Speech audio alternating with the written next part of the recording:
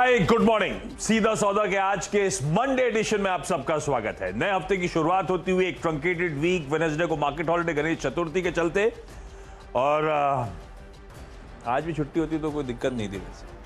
बढ़िया रहता है। ये क्या हुआ, कल मैच था तो मैंने सोचा कि मैं मैच देख रहा हूँ, सुमित वो डाल देंगे कवर्स, और ये सोचे तो मैं डाल दूंगा। हम दोनों डालना भूल गए और वो बारिश ने देखी कैसे डूब गई पिच।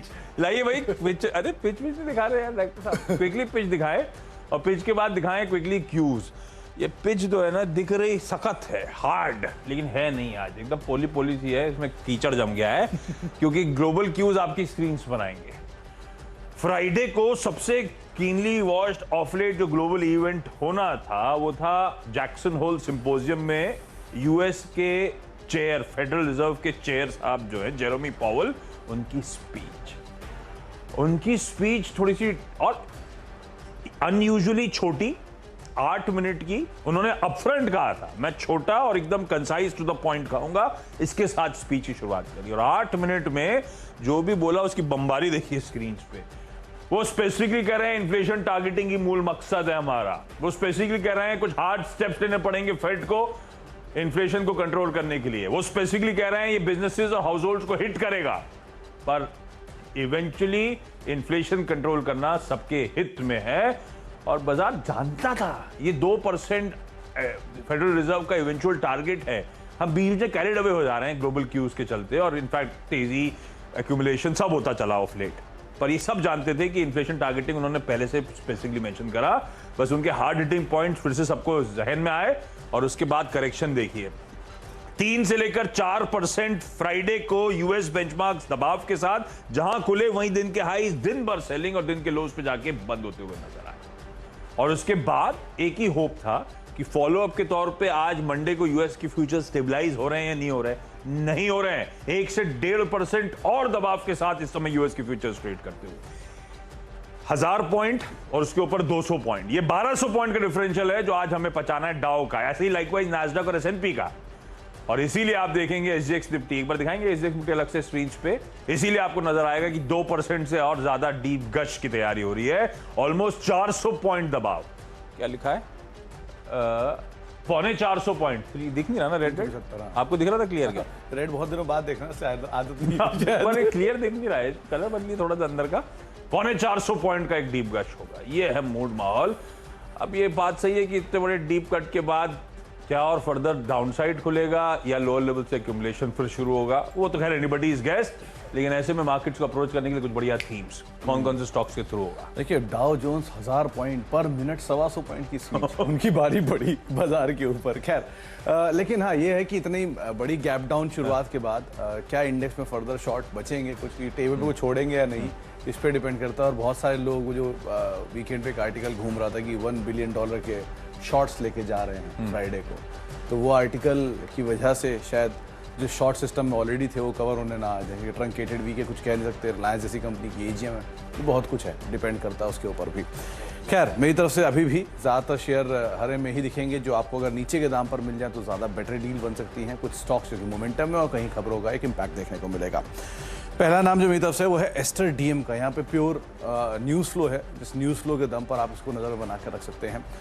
खबरों के लिहाज से अगर देखा जाए तो एक्टिव होल्डिंग्स लिमिटेड कंपनी एक यूएई बेस्ड दुबई जो है वो उसने एक एग्रीमेंट किया है बांग्लादेश बेस्ड कंपनी के ऊपर, और ये बांग्लादेश में एस्टर फार्मेसी चलाने को लेकर ये कामकाज किया गया है और अगले 10 साल के लिए ये टाई अप होगा। तो एस्टर डीएम न्यूज़ फ्लो के दम पे खाली आप इसके ऊपर नज़र बना कर रख सकते हैं।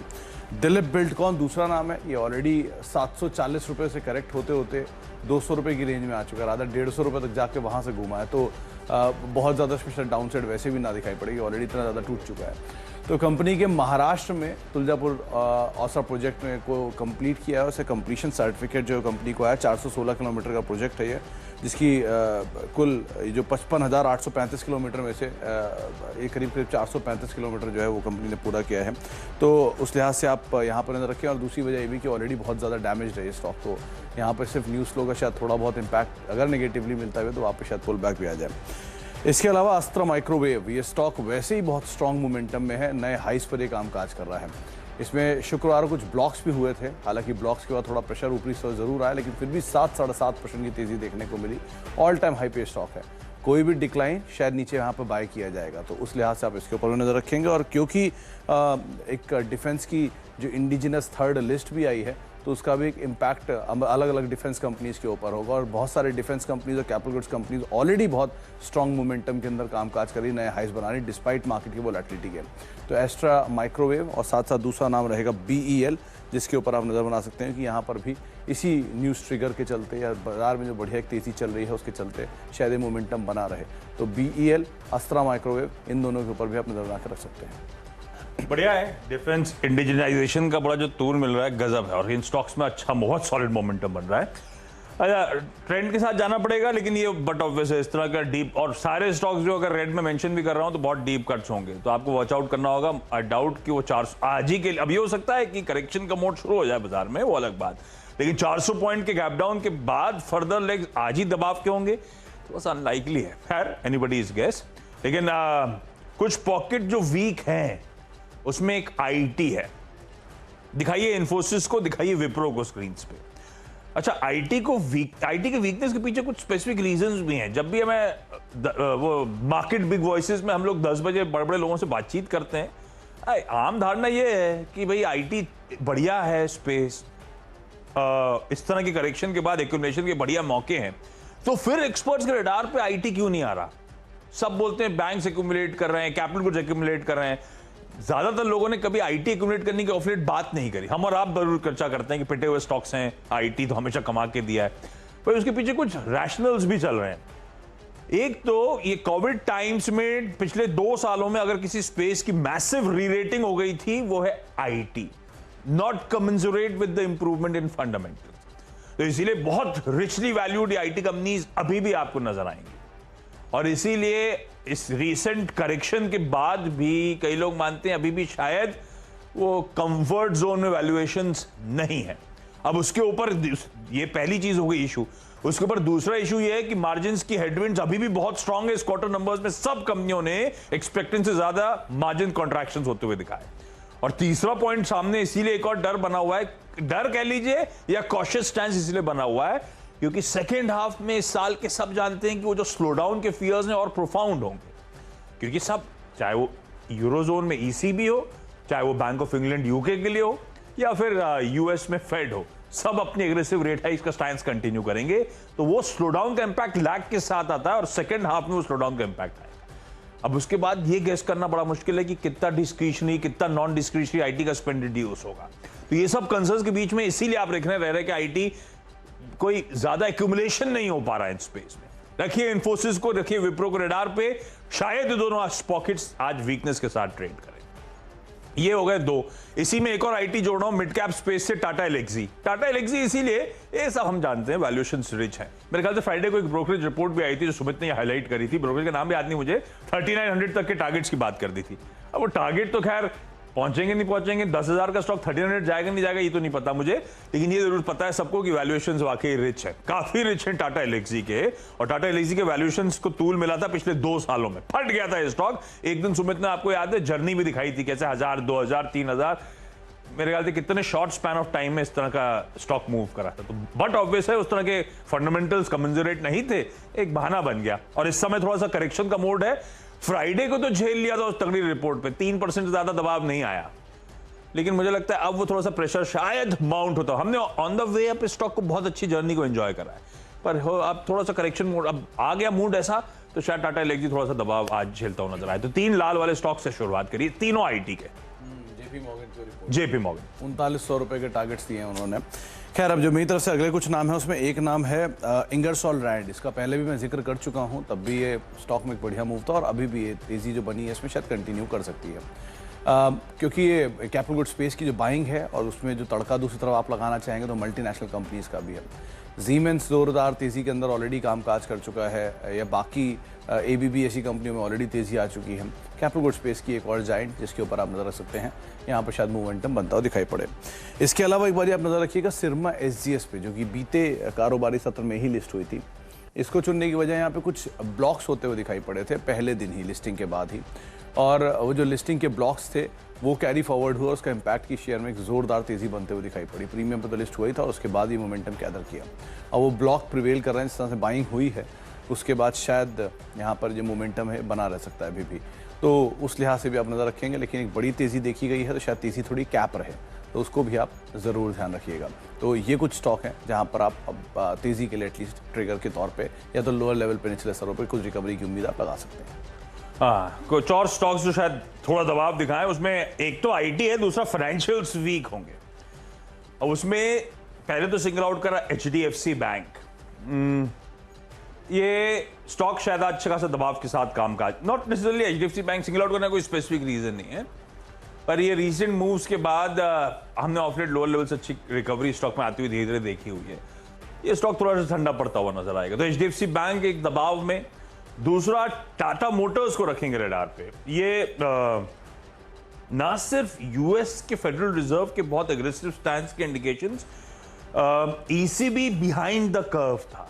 ईसीबी ने दरें बहुत समय तक नहीं बढ़ाई, और जबकि सबसे ज्यादा दिक्कत अगर यूके के बाद किसी और पॉकेट में है वो यूरोजोन में थी। जर्मनी और इन सब में वो जो gas, energy prices, even food inflation गजब का तूल पकड़ा, पर ईसीबी बहुत बिहाइंड द कर्व। अब पहला रेट हाइक एग्रेसिव करा, और मेरे ख्याल से कैचअप करने के लिए बहुत aggressive rate hikes European region में होते हुए नजर आएंगे। तो ये जिनका ग्लोबल एक्सपोजर, उनकी थोड़ी सी दिक्कत और बढ़ जाती है। चाइना के डिमांड कंसर्न्स तो वैसे ही बने हुए हैं, तो काफी सारे रीजंस के चलते टाटा मोटर्स और ये सारी कंपनी जो रेड कर दी है सब फंडामेंटली तो अच्छी है, ये सब आप जानते हो। ये सिर्फ आज के ट्रेड के लिहाज से, क्यूज के लिहाज से टाटा मोटर्स को मैं रेड लेके चल रहा हूं। और एक और स्टॉक पिरामल इंटरप्राइजेस, क्योंकि इसने कुछ फ्राइडे को भी अनवाइंडिंग के प्रेशर झेले हुए हैं। दिख रहा था स्क्रीन पे क्लीनली विजिबल कि अनवाइंडिंग के प्रेशर थोड़े से प्रोफाउंड हो रहे हैं। फ्राइडे को भी 2.5-3% के आसपास पीएल कमजोरी के साथ ट्रेड कर रहा था। फाइनेंशियल्स मुझे लगता है आज भी थोड़ा सा दबाव, और पीएल में भी शायद वो अनवाइंडिंग का प्रेशर लाइकली है कि कंटिन्यू होता हुआ नजर आए। तो दबाव इन स्टॉक्स में आ सकता है, जो कि ज्यादातर सारी की सारी फंडामेंटली बेहतर कंपनीज है, ये भी ध्यान रखना है। क्विकली छोटा सा ब्रेक ले रहा हूं, ब्रेक के उस पार हम दोनों की टीम्स के जो अगले 4 स्टॉक्स हैं उनको करेंगे हाईलाइट। आप देख रहे हैं सीधा सौदा, और अब तक करीब 6 स्टॉक्स हम दोनों की तरफ से बताए जा चुके हैं। कुछ 4 स्टॉक्स पर बातचीत करेंगे, लेकिन उससे पहले एक बार एसजी पे नजर डाल लीजिए, क्योंकि करीब 350 पौने 400 अंकों के आसपास का फॉल है। कुछ देर पहले 395 अंक नीचे था, अब करीब 363-362 अंक नीचे एसजी कामकाज करता हुआ दिखाई पड़ रहा है। तो रफली हैवी सेल ऑफ, इनफैक्ट 390 अंकों के आसपास की बिकवाली अभी भी एसजी में देखने को मिल रही है। 17,267 के स्तरों पर भी कामकाज हो रहा है।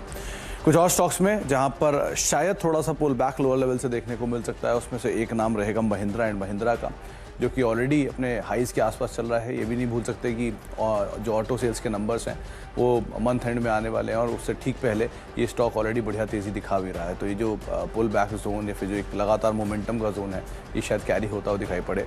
पिछले कुछ महीनों में ही कंपनी की जो बुकिंग थी वो रोबस के आसपास आई थी, शायद वो नंबर्स में रिफ्लेक्ट होते हुए दिखाई पड़े।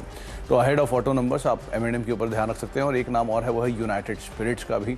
ये स्टॉक भी आमतौर पर जब भी किसी बड़ी गैप डाउन शुरुआत होती है, उसके बाद इसमें एक आमतौर पर पुल बैक देखने को मिलता है। तो इस लिहाज से भी आप इस पर नज़र रखें। कोई भी गिरावट यहाँ पे बाय होती है आमतौर पे, तो अगर ये कहीं 770-780 की रेंज में कहीं दिख जाए आज, तो शायद यहाँ से पुल बैक देखने को मिल सकता है। तो उस लिहाज से आप यूनाइटेड स्पिरिट्स के ऊपर भी नज़र बनाकर रख सकते हैं। 2 नाम जो कि रेड में ट्रेड हो सकते हैं, उसमें एक है श्री सीमेंट का। न्यूज़ फ्लोज हैं कंपनी के इंडेक्स में रीशफलिंग की और इंडेक्स की रीशफलिंग में इसको बाहर होने की, तो शायद हो सकता है थोड़ा बहुत प्रेशर यहाँ आता हुआ दिखाई पड़े शुक्रवार की तेज़ी के बाद। और दूसरा जो नाम रहेगा वो रहेगा सिप्ला का, जहाँ पे कंपनी की गोवा इकाई को सितंबर में एक जांच की गई थी, उसके बाद फरवरी में एक और इंस्पेक्शन था, और लास्ट इंस्पेक्शन जो हुआ 16 से 26 अगस्त के बीच में, 26 अगस्त के बीच में हुआ था, जहाँ पे कंपनी को 6 ऑब्जर्वेशन मिले हैं। हालांकि कंपनी ये बात साफ की कि कोई डेटा इंटीग्रिटी का ऑब्जर्वेशन नहीं है, लेकिन एक नीजर रिएक्शन शायद स्टॉक में देखने को मिल सकता है। तो उस लिहाज से आप यहाँ नजर रखें, शायद थोड़ा सा प्रेशर बनता हुआ दिखाई पड़ सकता है।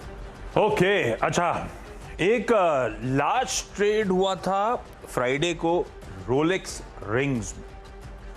गजब के प्लेयर्स इसमें एंट्री करते, स्टॉक को रैप रखेगा ये। अब खैर टिकट प्राइस तो काफी बड़ा हो चुका है, और आज नॉट नेसेसरली आज इन ग्रीन ट्रेड करेगा, पर इंटरेस्टिंग है जिस तरह से फंड्स इसमें घुसे हैं।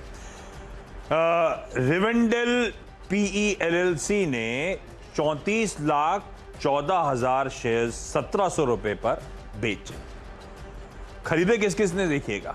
पीजीआईएम इंडिया फंड ने 2 स्कीम्स के अंतर्गत almost 5 lakh shares, Kotak funds के इंडिया मिड कैप फंड ने almost 4.25 lakh shares, ICICI Prudential की तमाम स्कीम्स में 7 lakh plus shares, DSP mutual fund ने almost 4.25 lakh shares, Canara Robeco ने 2.5 lakh shares, Aditya Birla Sun Life 5.5 lakh shares. इस तरह से फंड्स की एंट्री इस स्टॉक पे होती हुई नजर आई।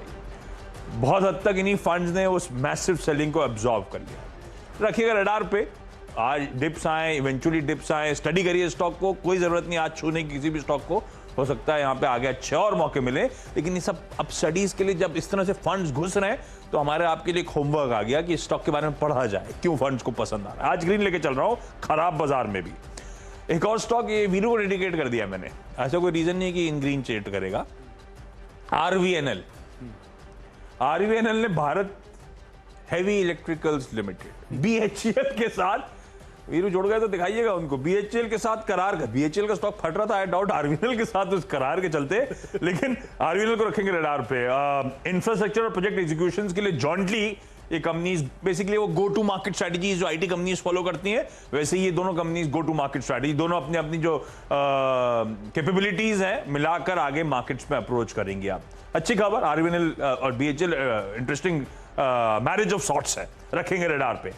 2 इवेंचुअली स्टॉक्स जो रेड एक्सपेक्ट कर रहा हूं वो फाइनेंशियल्स पे वापस लौट रहा हूं। मैंने सिर्फ एचडीएफसी बैंक की शुरुआत में बात करी थी, कुछ mid cap private sector banks में बहुत बढ़िया मूव एंजॉय किया हमने कुछ दिनों में। अनवाइंडिंग के प्रेशर शायद आएंगे बेसिकली, एक तो उसमें है बंधन बैंक बहुत अच्छे मूव्स एंजॉय करे, और दूसरा आरबीएल बैंक, वो खरीदा तो 4-5 लाख शेयर थे किसी फूफा ने, एफआईआई ने, उसके बाद लेकिन स्टॉक ताबड़तोड़ तेजी दिखा चुका था। जब डील हुई थी उस दिन भी बहुत अच्छा उछाल दिखाया था। थोड़ा सा अनवाइंडिंग के प्रेशर्स यहाँ पे शायद सीप इन होते हुए नजर आए, जब हम लोग स्पेसिफिकली आज मूड थोड़ा सा बिगड़ने की बात कर रहे हैं, तो सिर्फ इसीलिए इन दोनों बैंक्स को आज में अनवाइंडिंग शायद ड्यू है, इसीलिए आज इन रेड लेके चल रहा हूं। इस नोट पर क्विकली छोटा सा ब्रेक के उस पार लौटेंगे तो टीम्स का एक क्विक रैप अप।